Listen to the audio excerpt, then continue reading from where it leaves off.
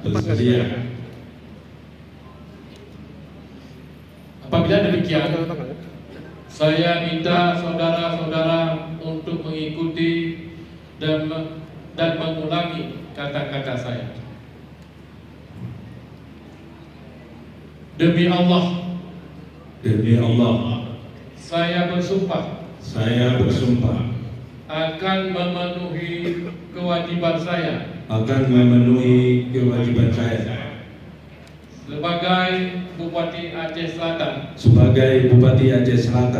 sebagai Wakil Bupati Aceh Selatan, dengan sebaik-baiknya dan seadil-adilnya memegang teguh Undang-Undang Dasar Negara Republik Indonesia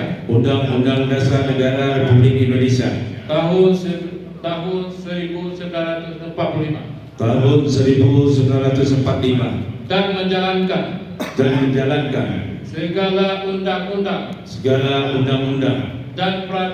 dan peraturan dengan seluruh-seluruhnya serta berbakti kepada masyarakat Nusa dan bangsa.